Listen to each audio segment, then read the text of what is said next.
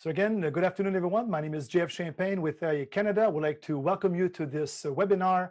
Again, this webinar will be about 30 minutes in length. We've already launched, for the people who've joined using the Zoom app, a poll asking you a couple of questions about what's your state on the supply chain. We're also going to get some of your questions through the Q&A app as well. And for all of you who would like to send us some feedback or questions, you could always send those questions at covid19@aiacanada.com. So we can all appreciate how difficult this is for all of us in the aftermarket currently. I could first tell you that all of us at AIA remain safe and productive. We have a staff of about 25 people, all working from home. And I really hope that it's the same for your own respective organization, that you're remaining productive and safe. You know, I also say that this is a difficult time because we in the aftermarket need to balance the need for us to provide safety for our staff, provide safety for our customers. But while doing this, we also need to be able to provide those people in the front line, doctors, police officers, nurses, with the support and the support they need to fix their vehicle and keep them obviously going. And so we need to be an active component to essential services in our country. And as we go through those difficult times, you can count on AIA to help. We have been in contact and will continue to do so, to be in contact with government, being the federal, provincial, but also sometimes local government, to speak on your behalf. And again, I could guarantee you that we'll continue to be that voice to you in the aftermarket. Early on, we reached out and made sure that we knew that AIA Canada wanted to ensure that the aftermarket was recognized as an essential service for Canada, and we have done that. As a follow-up to this, we were also able to launch new resources to our members, and so there's a new support page and information page you could find on the AIA website dedicated to COVID-19. And I invite you again to visit that page regularly. As we go through a provincial update, I'll show you some additional tools that we've made available to our members. And again, any questions, please don't hesitate to reach out to us at covid19@aiacanada.com. So I'd like to again update you on some of the situations that's happening on a province by province. But before I do so, I would like to introduce Aaron Lowe. He's the Senior Vice President of Government Relations for Auto Care in Washington, D.C. And we had the opportunity, I guess, to have Aaron to join us today during our webinar. And so, Aaron, again, thank you very much for joining us today. Aaron, can you hear us? Pleasure. That's great.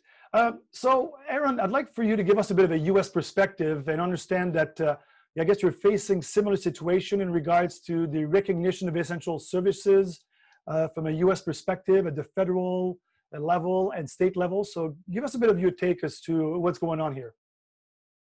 Yeah, the U.S. has had, I mean, this has been a very difficult couple of weeks for everyone, as you mentioned at the beginning of the webinar. When we started, I guess about 2 weeks ago, it was the Wild West. Every state and locality was interpreting what was considered essential differently. And while some included repair shops, a lot of groups did not include repair shops and didn't think about it until we raised the issue with them of how essential it was, keeping emergency personnel going and medical, and then people being able to get to the grocery store and back.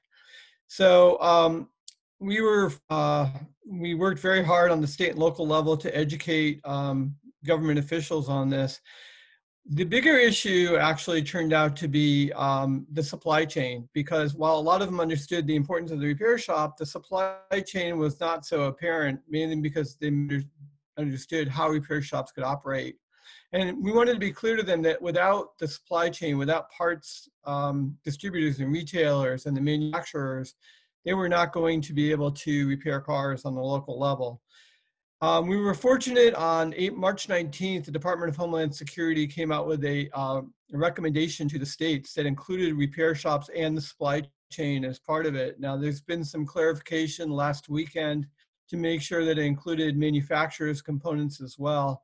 And so that's really helped to provide some uniformity across the United States. While it's still pretty localized, the directive, well, not directive, the memorandum that provided recommendations has really been helpful in trying to move most of the states into the same realm of what's considered essential. The problem that we continue to work on is on really a state by state, locality by locality, where enforcement kind of changes and where we've had some of our members have issues staying open. But for the most part, there's been some calming of the issue in the last several days, and we're now moving on to other issues.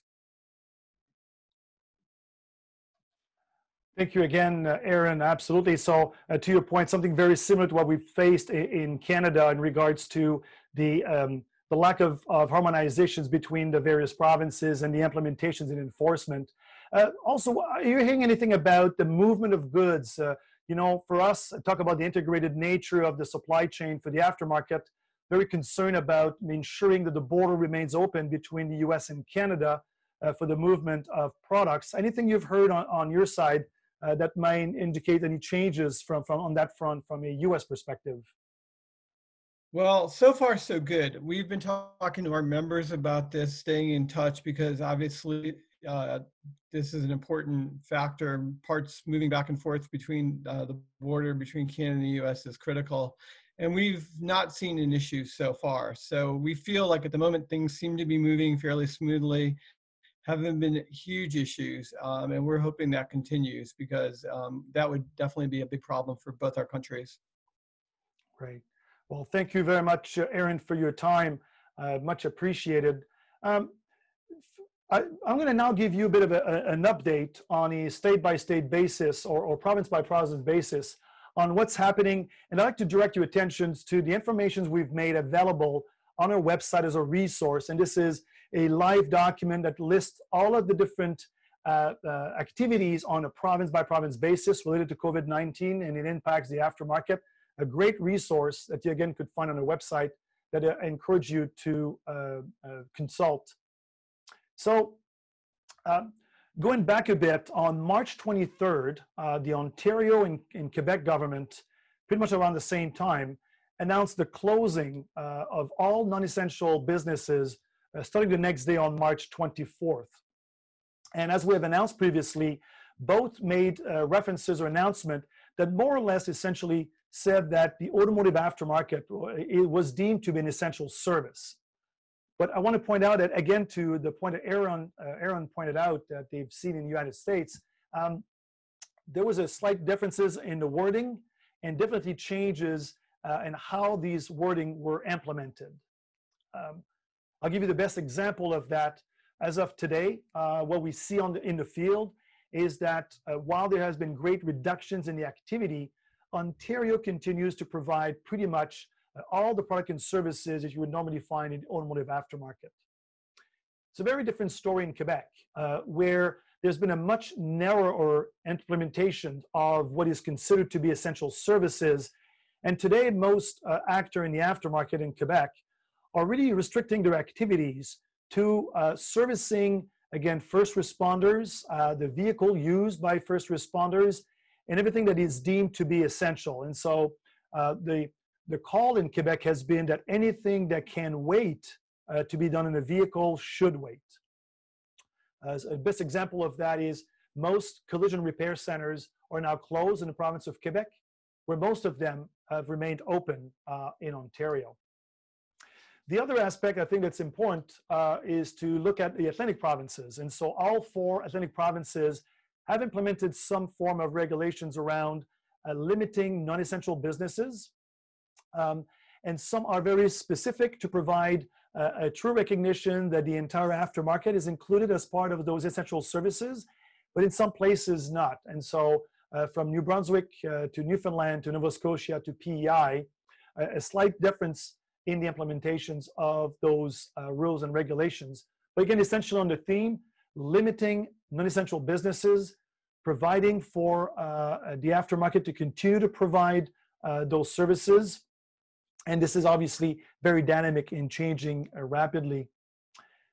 Last week on March 26, British Columbia also moved to do a mandatory closure of all non-essential businesses. In the province of BC, the wording used by the government is very much aligned with the guidelines that we had to seek and got from the federal government, and really includes all aspects of the supply chain. And so in BC, and I guess I'll take the opportunity to say kudos to our partners at AIA, the Provincial Association, who did great work with the local provincial government to ensure clear language that ensures that the aftermarket can continue to provide those essential services. For the prairies, we're closely monitoring. In most cases now what we see is, while there is call to close non-essential businesses, some are not mandatory yet and moving in that direction. I think we're going to see an evolution of these guidelines, but it's for sure, again, that we're pleased to say that we find language that references that the aftermarket supply chain can continue to operate in the prairies as we speak. Now, what we expect is for sure further measure that will limit the movement of people, specifically interprovincial movement. So I think some of you would know that they've limited the movement of people between the province of New Brunswick and Nova Scotia. And right here in Ottawa today, the Quebec government has also indicated they want to close the movement of people to non-essential business between essentially Quebec and Ontario, right here between Ottawa and Gatineau. And so we're going to see, again, more of these measures to limit the movement of people, and again, with the goal of limiting the spread of the COVID-19 virus. But I think more important to all of us is the hard reality that we are seeing a substantial drop in the demand, in many cases above 50%. And as a result, we've seen many businesses that have made the choice to close their business. We've been asked what's the position of the association, and frankly, this is a decision to be made by each of the AIA members and the people in the aftermarket based on the information we provide. Stay informed and connected through your local authorities to see what the guidelines are, not just at the provincial, but sometimes at the local level, and make sure that you continue to comply with those guidelines. We, again, at the national level, continue to focus on ensuring that all levels of governments understand the importance of harmonization between all the provinces.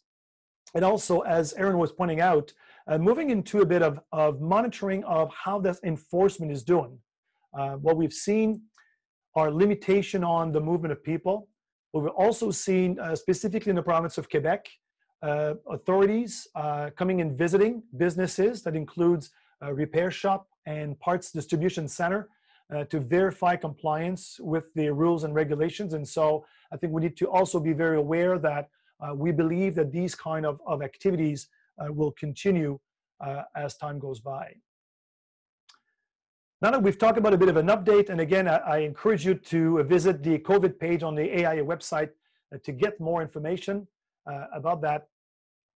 I'd like to now talk about relief. You've heard a lot of news coming from the federal government in regards to various programs, a large amount of money been made available by the federal government to help businesses, and specifically lots of discussions around the wage subsidies program from the federal government. Now, to give you a bit of an update on this, I'd like to, first of all, tell you that AIA has been working with SUMA Strategies for almost 2 years to support our government relations effort. SUMA Strategies is a firm based here in Ottawa with the regional offices who are providing us some guidance and support to help us in our government relations activities. And I've got the pleasure to have with us today Joanne Dobson, senior staff person with SUMA Strategy, to give us a bit of an update. I know that Joanne was unable to give us connect with the video, but I think we are able to hear Joanne. Joanne, can you hear me? Yes, I can. Great. Well, thank you very much for taking the time to join us, Joanne. And so I understand that Minister Morneau, the Minister of Finance, just made some announcement literally this afternoon about the wage subsidies. So what can you tell us so far? He did, and I'll just start by just taking a quick step back, if that's all right, and just kind of highlighting the fact that it's in times of crisis, like what's currently going on, in times of change, where government relations is important, because some of you will know, and some of the members will know, that AIA has set the groundwork in order to have those relationships with key ministers' offices, key members of parliament, so that when times like this, when the federal government is actually gearing up to produce its own list of essential services from a federal standpoint, which could span over across the provinces, we're not entering government for the first time. So the doors are open and people are very receptive. So, kudos to JF and his team from that standpoint. And so I'm sure most of you have been watching the news. I mean, I'm not sure that there's not anything else to do at this time at 11:15 in the morning, when the Prime Minister, is providing his update on kind of the state of the country and in various measures that the government is planning to unveil. Obviously the immediate focus is the workers. Immediate focus is our business, and then kind of they'll be getting into some of the sectoral announcements in time. So very recently they announced, and these are going to be a few acronyms, so follow me if you can, the Canada Emergency Response Benefit, which is essentially providing people that are laid off or sick with $2,000 a month for the next 4 months. So, that was kind of that first wave. And then, of course, as Jeff points out, the second wave, which was announced a few days ago, but the details were just provided today, and are obviously very integral to companies such as yours, because it makes a difference in that decision, whether you lay off or whether you don't, and what the next steps are. So I apologize if I'm reading this, because it literally just came out, as JF mentioned, and the technical briefing is still actually happening right now. So we've committed to JF to provide a very detailed summary of everything that was discussed outside of kind of the press conference, which I'm sure as most of you know, the devil's in the detail. So we'll provide that to JF, and he can provide it to everybody on the phone who's interested. But I'll just give you a quick overview. So it's called the Canada Emergency Wage Subsidy. So it's a 3-month program, which is backdated to March 15th. Any Canadian employer, so for-profit, non-for-profit corporations and charities, that is not publicly owned and has lost 30% of revenue because of COVID, will receive a 75% wage subsidy for each employee. And the biggest question is, how do you figure out what 30% is, right? And they clarified today that the 30% decline will be calculated by comparing revenue from the same month in 2019. So I think that's key. The wage subsidy will cover 75% of the first $58,700,000 of salary for employees, which is $847 per week per employee. Applications will launch through the CRA, Canada Revenue Agency portal, very soon. Employers will need to apply each month and demonstrate pre-COVID income for an employee, and attest to doing everything they can to pay the remaining 25% of wages, obviously to keep the employees that are currently there. Funds will be available in approximately 6 weeks. And of course, as the Prime Minister's mentioned, on numerous occasions, there will be penalties for anyone who uses the money fraudulently.